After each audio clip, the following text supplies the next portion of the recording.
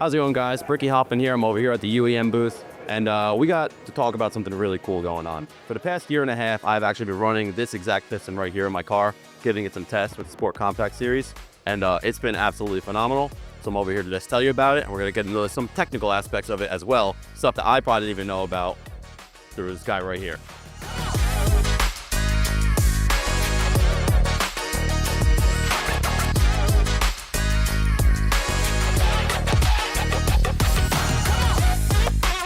Morning, Ricky. Good to meet you. Good to meet you. Yeah. Thanks for stopping over at our booth. Yeah, of course. So tell me today, what are the aspects that you like to see in a piston?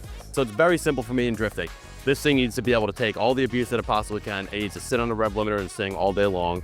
And I need to limit the amount of blow-by as much as I can. And it needs to not break. And it needs to be able to handle abuse from cold to hot sweeps all throughout the RPM range consistently. Fully understood. Yep. And that's where we're trying to meet all of those aspects. In fact, in making a design of a piston to be able to withstand hot and cold temperatures, be able to withstand high cylinder pressures, boost, ring seal. Ring seal is really, really important. And I know it's important, especially in a drift vehicle. Huge. Tell me, what do you like to look at as far as, you know, the thickness parameters, the materials? What's interesting to you and very important to you for these kind of vehicles? So for me, what I actually did about halfway through this year is I actually added nitrous into my program as a spool aid for my turbo. And one thing I was worried about was if this piston was going to be able to handle it or not. And I could say there hasn't been a single hiccup. And you could probably tell me why this piston was able to handle it more so than I would be able to tell you. Absolutely. Well, take for example with this 2JZ piston, which is also an application for our 1J pistons, being that they share the same pin height, you know, factory OEM Toyota. Anyhow, this happened to be one of our more heavy-duty pistons with the 2618 alloy, 2618 T6 material to be exact. All the ring lands are very thick, made to handle high cylinder pressure, being able to protect the top ring from being pinched.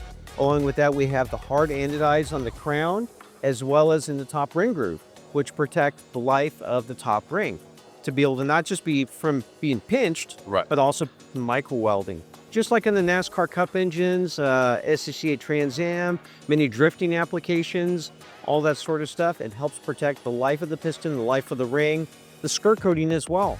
It also helps with anti-scuff of the cylinders and to the life of the piston skirt as well. Yeah, and all that will probably actually add up to keeping compression in the motor and more compression for power, and that's what we need throughout the whole season. Yeah, and with thick ring lands, especially in the second ring land, that helps to support that top ring so it stays stable and helps to ensure there's constant ring seal.